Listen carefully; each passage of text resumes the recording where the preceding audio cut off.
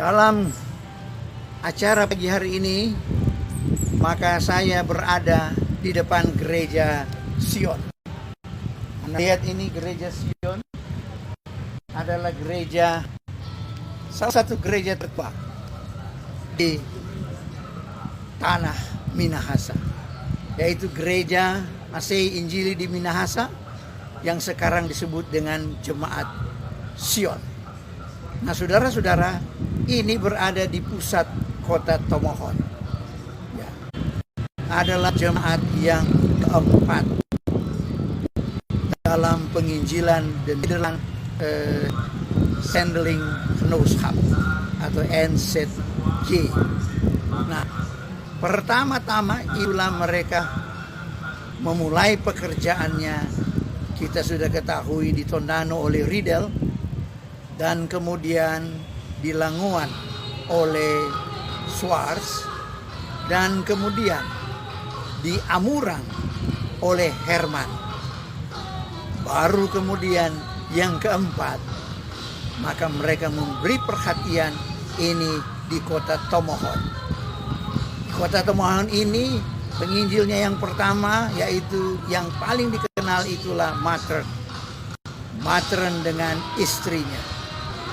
Mereka lah yang mula-mula datang ke Tomohon, dan Tomohon ini tidak gampang untuk dimasuki oleh Injil. Karena Tomohon ini memiliki satu kebudayaan yang kuat. Sekali lagi, kebudayaan Minahasa yang kuat.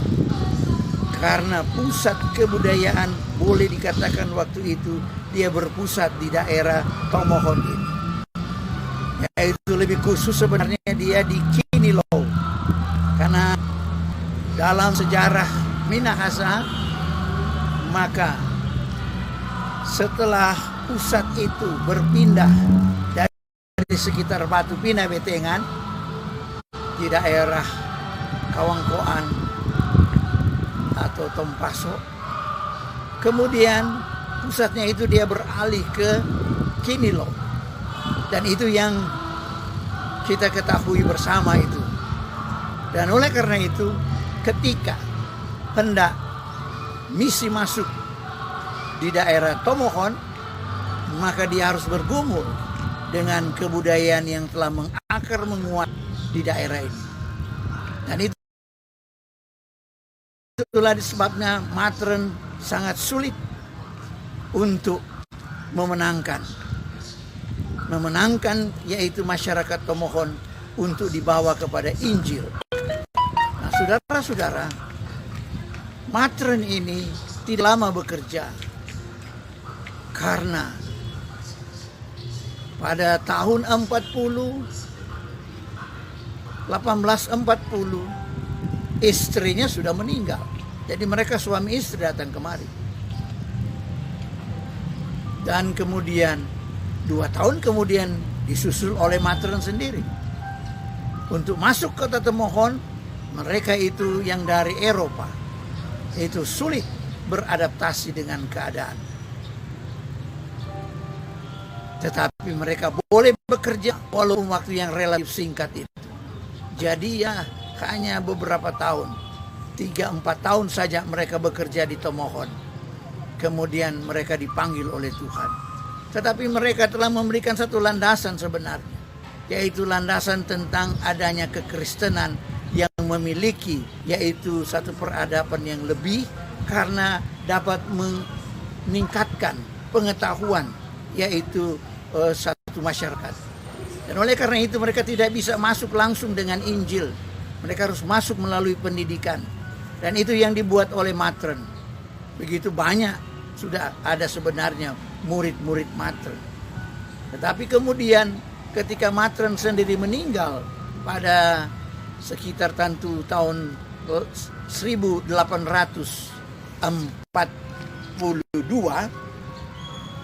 maka tidak ada yang mengisi lowong ini selama 1 tahun. Karena tidak ada yang mengisi lowongan selama 1 tahun, sekolah pun terhenti di Tomohon.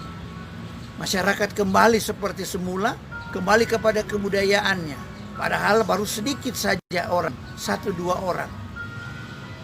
yang tertarik dengan Injil pada waktu itu. Karena sekali lagi mereka kuat dengan benteng-benteng pertahanan yang waktu itu disebut bahwa orang pemohon tidak boleh beranjak daripada keyakinannya. Keyakinan mereka, keyakinan nenek moyangnya, keyakinan orang Tomohon yang disebut dengan orang Tomuung. Karena di Tomohon ini banyak yaitu mata airnya, terlebih lagi mata air yang ada di Tomuung sana, ya, yaitu bagaimana di mana? Di mana? Matani. Ya. Ya, di Matani, ya. Jadi di sana yaitu tempat di mana mereka bermukim itu penuh dengan air. Tidak beda dengan di Kinilou. Jadi orang Tomuung yaitu orang yang memiliki mata air, yaitu. Kemudian kita sebut sekarang dikenal dengan kata Tomohon. Nah, saudara-saudara, jadi mereka kembali kuat dengan peradaban mereka. Pada waktu itu mereka harus ingat pemimpin mereka. Dan pemimpin mereka khususnya di Tomohon tidak dapat dimenangkan. Karena kubu pertahanannya sangat kuat dengan keyakinan nenek moyang orang Tomuung. Sebenarnya bagian daripada yaitu subetnis yaitu Minahasa. Allah sendiri yang datang ke dalam dunia. Dan Allah sendiri yang menyatakan siapa dia, bagaimana dia. Tidak ada cara lain selain daripada Allah. Manusia berusaha. Usaha manusia itulah budaya manusia yang berkenaan dengan bagaimana mau mengenal Allah. Saudara-saudara, manusia tidak dapat mengenal Allah kecuali Allah memperkenalkan dirinya. Nah, ini yang dibawa oleh Paulus, misi yang dibawa, yang harus diberitakan, tetapi bukan dengan cara duniawi, bukan dengan cara kekerasan, bukan dengan membawa pedang, bukan dengan menaklukkan secara, yaitu bagaimana kekuatan militer ataupun kekuatan ekonomi dan sebagainya, tetapi dengan cara yaitu Allah sendiri yang akan bekerja. Ini yang dikatakan ya, bahwa senjata kami dalam perjuangan bukan senjata duniawi, melainkan senjata yang diperlengkapi dengan kuasa Allah. Saudara-saudara, apa yang difirmankan ini, itu yang dilakukan oleh Matron. Dia datang dengan senjata Allah. Dialah yang membuat percetakan pertama di Minahasa, di Tomohon. Dia punya keahlian untuk hal itu. Maka dia mulai mencetak yaitu pelajaran. Pelajaran untuk siapa? Untuk anak-anak. Karena orang dewasa masih belum mau mendengarkannya. Tetapi orang-orang tua, orang-orang dewasa ini senang kalau anak-anak bisa mencapai kemajuan melebihi dari mereka. Pendekatan pendidikan ini telah membawa simpatik kepada orang Tomohon, sehingga terbuka untuk silakan penginjil datang. Tapi sekali lagi sayang, ada 1 tahun dia terbengkalai, sekitar 1 tahun. Ya, karena nanti pada tahun 1843 baru kemudian datang penginjil yang kita kenal sekali di Tomohon. Namanya yaitu Wilken. Wilken inilah yang melanjutkan pekerjaan daripada Matron. Ya, Wilken melakukannya dengan bagaimana saya bisa memenangkan orang Tomohon. Padahal waktu itu orang Tomohon banyak yang sudah kembali. Tinggal sedikit saja orang yang bersimpatik dengan misi yang tertinggal dibawa oleh Matron. Hampir semua telah kembali.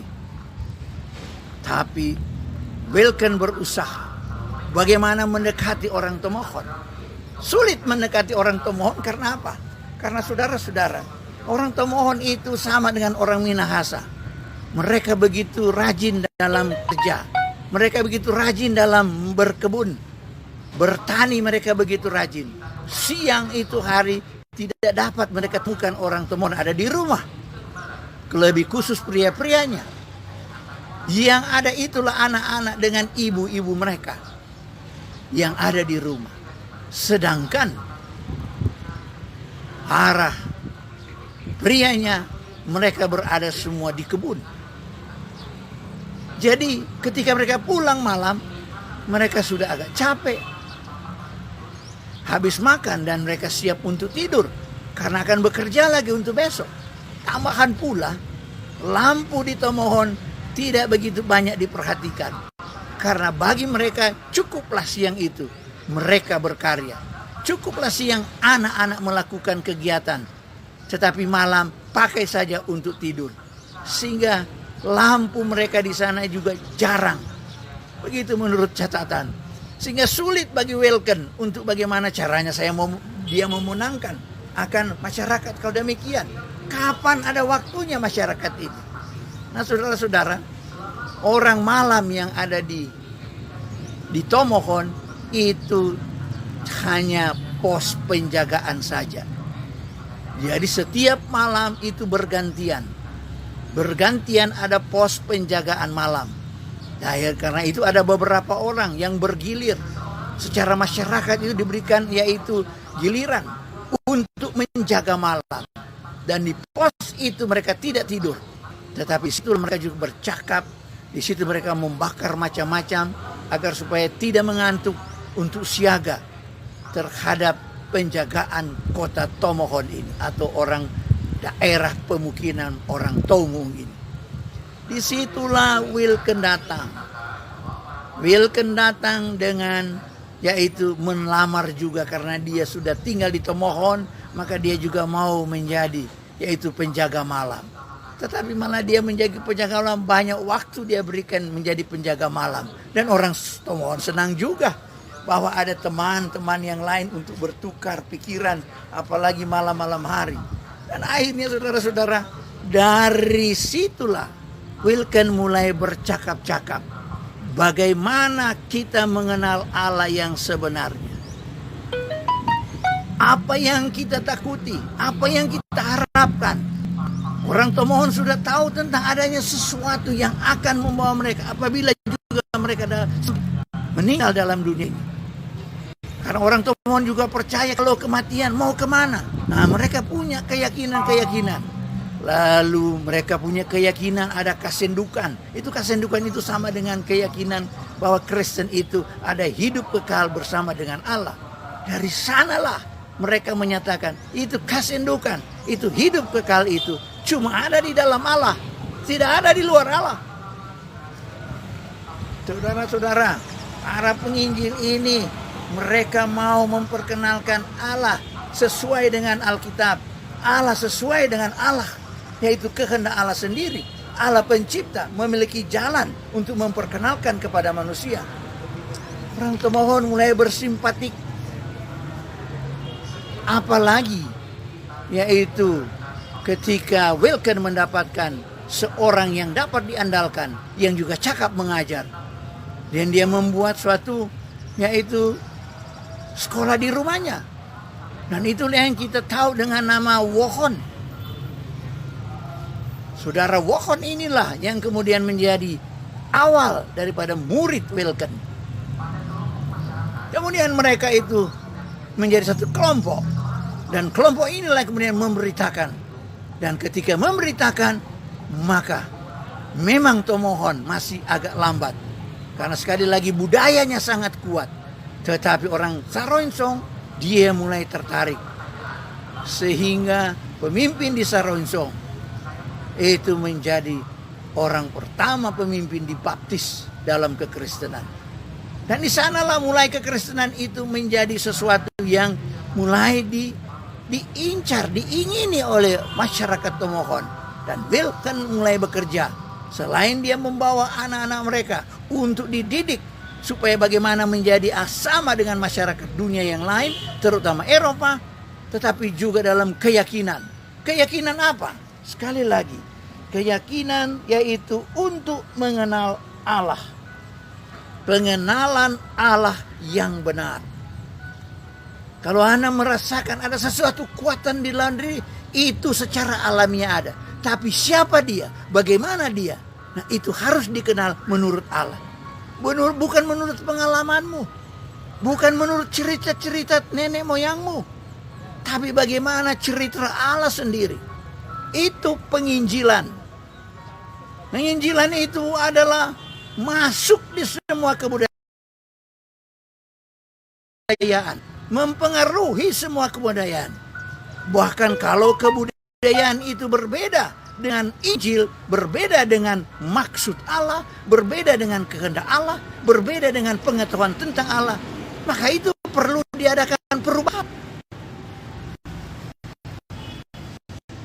Dan orang-orang tomohon, mereka jadi terbuka, wawasannya menjadi luas, karena bukan saja luas ke Eropa, luas ke alam semesta.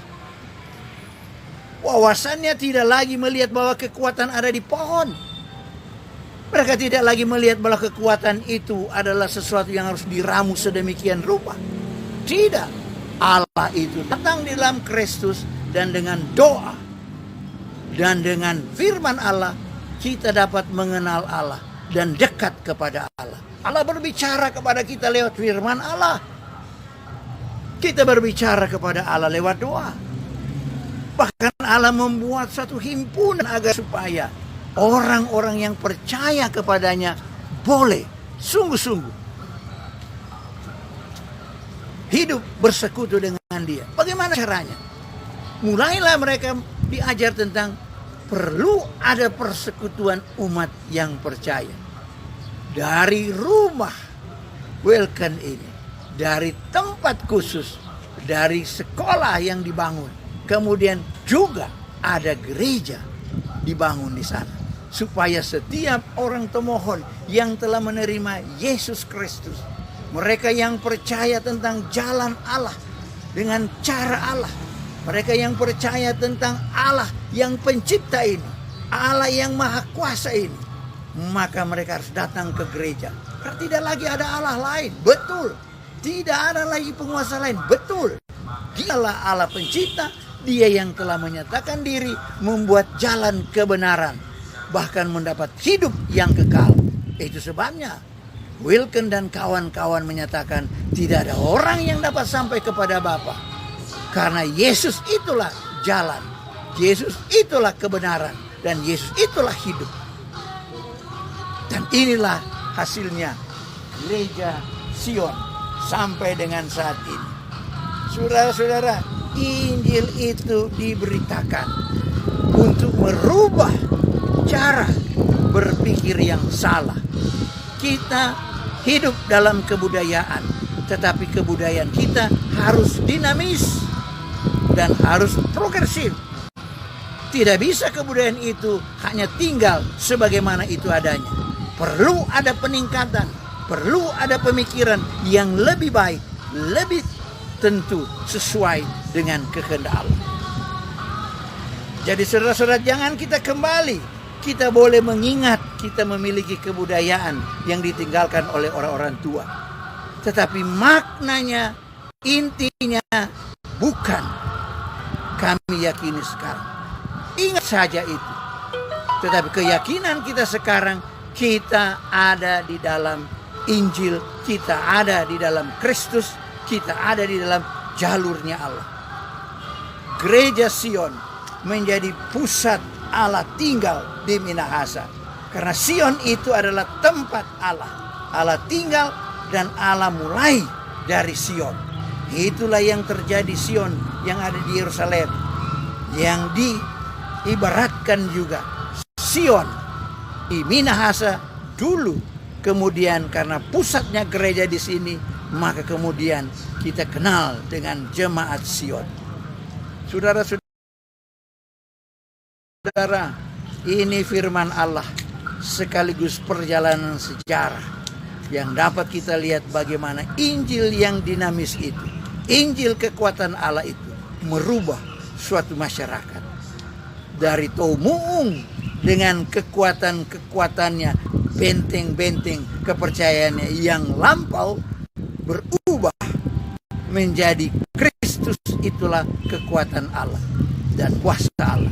Kiranya firman Tuhan dan latar belakang tentang sejarah ini menjadi berkat bagi kamu sekalian. Selamat Anda melanjutkan aktivitasmu, kegiatanmu dalam bekerja atau apapun juga. Tuhan menyertai engkau. Firman Allah jayalah sampai ke ujung dunia. Amin.